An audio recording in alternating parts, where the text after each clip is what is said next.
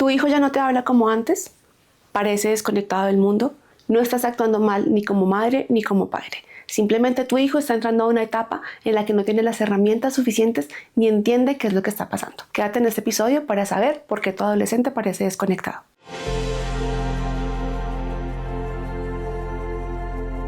Los adolescentes no te están rechazando, lo que pasa es que ni siquiera se están entendiendo a ellos mismos. Muchas veces empezamos a juzgar a nuestros hijos y a decir, es que está en una etapa necio, es que no hace caso, es que es irritable, es que se encierra, es que me responde mal, pero no empezamos a ver qué es lo que está detrás.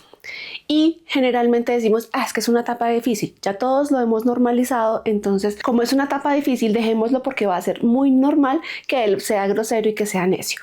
Pues no, señores, la adolescencia es simplemente un proceso de ese cambio que tenemos que hacer naturalmente. Es un cambio difícil porque estamos cambiando de niño a la adultez, entonces dejan de hacer cosas de niño que de pronto todavía les sigue gustando, pero la edad o los mismos amigos no se lo permiten hacer. Y tienen que empezar a tomar responsabilidades que ni siquiera están listos porque aún dependen de sus papás, porque aún dependen de muchas cosas. Entonces es como una especie de duelo que están viviendo en ese cambio de etapa. Recordemos cuando nosotros éramos adolescentes también. ¿Qué nos gustaba? ¿Qué no nos gustaba? ¿Qué nos daba mal genio de nuestros papás? ¿Qué nos hubiera gustado decirles que no pudimos? ¿Qué hubiéramos querido recibir que no recibimos? Pensemos en eso y transmitámoselo también a nuestros hijos o a los adolescentes que tengamos cercanos. Recuerden que nuestra autoestima se forja tanto en la niñez como en la adolescencia. Si nosotros somos unos padres o unos adultos que estamos acompañando a algún adolescente, que los estamos como exigiendo mucho, que les estamos obligando, que no les estamos resaltando sus cosas buenas, que no les estamos dando amor, ahí les estamos ayudando a forjar una autoestima. Ahí les estamos ayudando a forjar una autoestima rota. Entonces que no seamos nosotros los adultos los culpables de que nuestros adolescentes tengan esa autoestima rota. En el episodio de hoy quiero invitarlos a que entendamos por qué nuestros adolescentes parecen desconectados y cómo hacer para poderlos ayudar a ellos. Algo que como madre también, como experiencia, y he visto también en personas cercanas, es ustedes observen a sus hijos, los comportamientos de sus hijos y adivinen de quién son esos comportamientos. Sí, señores, de los adultos con los que ellos viven. Entonces, ustedes pueden darse cuenta cómo son los adultos de una casa simplemente viendo el comportamiento de los niños o de los adolescentes. Entonces, cuando un adolescente o su hijo les conteste grosero, cuando les conteste mal, cuando les hagan caras, revisen si están haciendo las mismas caras o repitiendo las mismas palabras suyas o las de su pareja. Entonces, no busquemos culpables en otro lado. Miremos hacia adentro cómo estoy reaccionando yo, cómo estoy actuando yo, qué le estoy enseñando yo para que él me esté respondiendo de esa forma. Porque todos aprendemos es por imitación. ¿Sí? Todos los modales, todos los valores, todas las palabras que nuestros hijos repiten y hacen es porque los han aprendido en casa. Obviamente en el colegio allá les enseñan muchísimas más cosas y comparten con más personas, pero todo lo que está arraigado dentro de nuestros hijos viene desde la casa. Entonces, esto es una invitación sobre todo a nosotras, las mamás que a veces compartimos más tiempo con los niños, cómo reaccionamos nosotros a las emociones. Por eso yo, Maggie de Inspiramos, les insisto tanto en que nosotros podamos entender nuestras emociones y poderlas manejar. Porque si yo no manejo mis emociones, ¿cómo voy a poder manejar o enseñarle a otra persona que hasta ahora está aprendiendo a vivir a manejar las suyas? Partamos de algo que a mí me gusta siempre entender y es la neurociencia. O sea, cómo funciona el cerebro de nuestros adolescentes para que actúen de esta forma. Como les mencionaba al inicio del episodio, ellos están en una etapa de transición, están apenas entendiendo que están dejando de ser algo para convertirse en otra cosa. Lo que antes les gustaba puede que ya no les guste o que ya no sea sano jugar con carritos o con muñecas y ya tienen que tomar decisiones diferentes. Sus hormonas también están cambiando, ya empiezan a gustarle cosas que antes no eran llamativas y empiezan a entrar también como en esa etapa de comparación porque empieza la autoestima también a estar por ahí rondando, que la niña de allá es más bonita, en cambio yo no, que el niño de allá no tiene granos y yo sí tengo granos, que él es alto, que yo soy bajito. Empieza mucho esa comparación, esa rivalidad y son cosas que la mente empieza como a asociar y no tiene las herramientas suficientes para poderlas afrontar. Resulta que en nuestro cerebro, la amígdala, que es en donde se producen todas las emociones, hasta ahora en un adolescente está empezando como a entender qué es lo que está pasando. Entonces en un adolescente la amígdala está todo el tiempo como en alerta, ¿sí? Por eso se estresa más rápido, por eso siente todo como más personal, todo es más difícil de llevar. Y hasta ahora están entrando en una etapa en la que la corteza prefrontal, o sea, la parte pensante, está madurando. Entonces no es como los adultos que ya tenemos como esa parte en la que puedo tomar esas decisiones y puedo llevar el camino por la parte más racional, sino que hasta ahora en nuestros adolescentes se está formando. Por eso no es tan fácil que ellos tomen una decisión, por eso no es tan fácil que ellos piensen las cosas como nosotros. Y ese es otro error en los que caemos nosotros los papás cuando estamos acompañando, porque es como, ay, pues tan bobo, ay, pues es obvio, ay, pues piense. No, resulta que ellos hasta ahora están aprendiendo a pensar. Nuestra labor como papás no es exigirles más, no es que tiene que ser como no sé qué, es que tengo que darle todo lo que no tuve. No, nuestra labor es acompañarlos, entender y validar sus emociones y hacer que ellos también entiendan que están pasando por un proceso de cambio. Tener mucha paciencia y acompañamiento es el secreto para poder salir adelante con un adolescente que no sabe ni siquiera qué es lo que está sintiendo. Algo que pasa con los adolescentes también es que no saben qué piensan, no saben qué sienten, no saben qué decir. Y uno quisiera que ellos nos hablaran todo. ¿Cómo te fue en el colegio? Bien. ¿Cómo te sientes? No sé. No tienen ni siquiera las palabras, y no es porque sean unos groseros y no quieran hablar, sino porque no saben cómo expresarlo. Tienen como esa desconexión en el cerebro, que aún están en esa transición de aprender qué es lo que está pasando a su alrededor. Muchas veces esa desconexión es el alma cansada, pero eso viene también porque tienen mucha presión en el colegio, tienen mucha presión social, están teniendo sus cambios hormonales. Un adolescente puede estar bien visiblemente, pero destruido por dentro. Tenemos que aprender a detectar esas señales para saber qué es lo que le está pasando a mi adolescente, porque podemos tener dos lados de la moneda. Uno, que se aísla completamente, que no habla, que de pronto llora de un momento a otro, que está supremamente irritable, se encierra en su habitación, es más grosero que de costumbre, se aisló de sus amigos. O tenemos el adolescente que está metido en absolutamente todo. Entonces uno pensaría que es un adolescente feliz, ¿no? Porque baila, canta, está allí, está allá, tiene una cantidad de amigos, está siempre ocupado. Pero hay que ponerle cuidado también al adolescente que está muy activo, porque también puede que esté escondiendo todas sus emociones dentro de todas las actividades que hace. Muchos están quemados emocionalmente y nadie lo nota, porque hay una desconexión interna, solamente que lo disfraza en ser muy activo. Como no somos adivinos y no sabemos qué es lo que está pasando, siempre es importante que podamos nosotros estarlos acompañando, saber realmente si lo que hacen lo hacen porque les gusta, o están queriendo agradar, o están siendo obligados por alguien, o simplemente quieren encajar. Es importante que nosotros podamos tener esa conversación con nuestros hijos o los adolescentes que tengamos cercanos y apreciemos mucho, para poder entender y apoyarlos en las cosas que ellos necesitan, que sientan que no están solos. Algo que me he dado cuenta es que a los adolescentes no les gusta sentirse observados, pero sí les gusta ser vistos. Entonces es muy curioso porque es como lo veo sin que se sienta observado, ¿sí? Como estoy ahí pendiente sin que diga como dame mi espacio. Entonces estos son como unos tips que les voy a dar para que nos podamos acercar a nuestros adolescentes sin invadirles su espacio. Primero que todo, es importante darle pequeños espacios, ¿sí? Que tenga su habitación, que tenga su momentico de estar a solas, no completamente desconectados, pues porque uno no sabe qué puede estar pasando en la mente de ellos, pero que sí sepan que se les respeta su privacidad, ¿sí? Que sientan que son como un poquito libres en ese sentido y que tenemos confianza en ellos. Lo más importante es que ellos sientan que tenemos confianza en ellos y que creemos en sus habilidades y en sus capacidades. Yo como madre los entiendo perfectamente, porque uno quisiera tenerlos ahí bajo el brazo todo el tiempo, seguirlos protegiendo, hacerle todas las cosas y que ellos no tengan que hacer nada.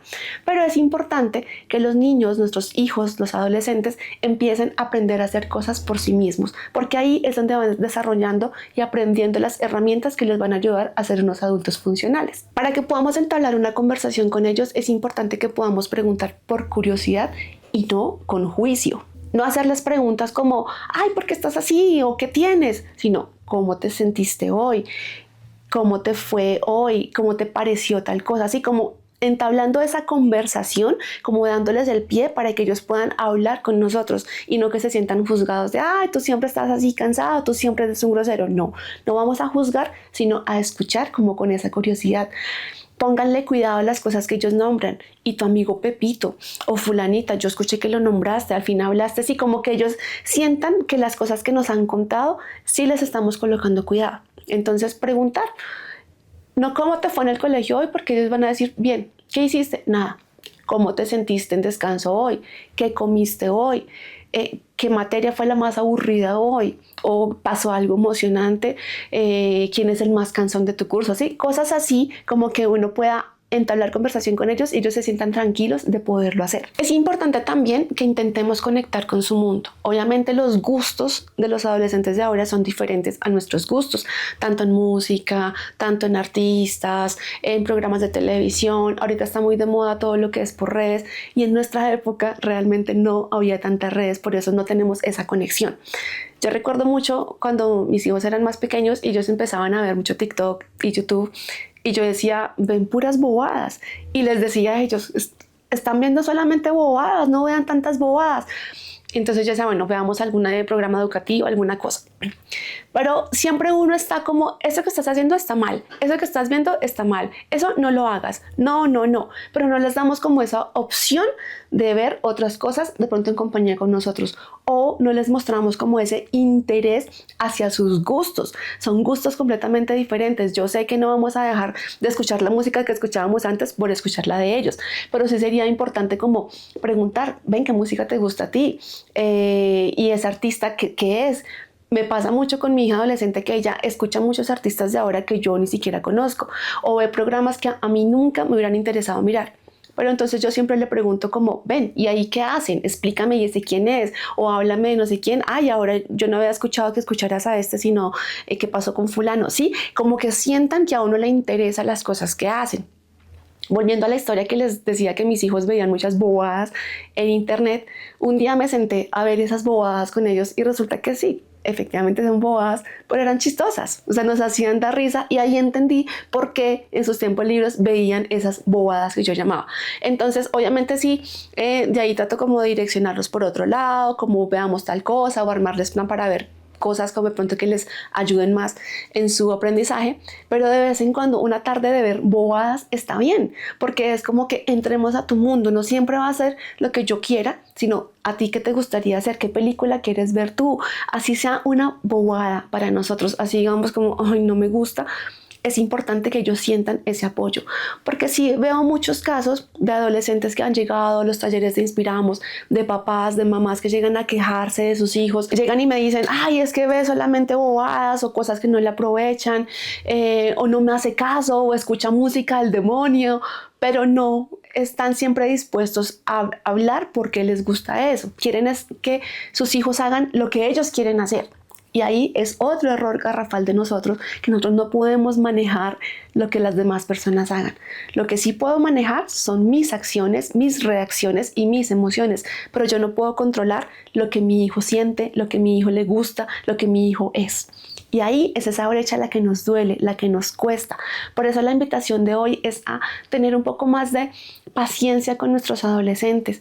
Con ellos no es fácil sentarlos en la sala y decir, hablemos, o sentarlos en algún lado, mirarlos fijamente a los ojos y hacerle la conversación. Lo que les decía hace un momento, a ellos no les gusta sentirse observados.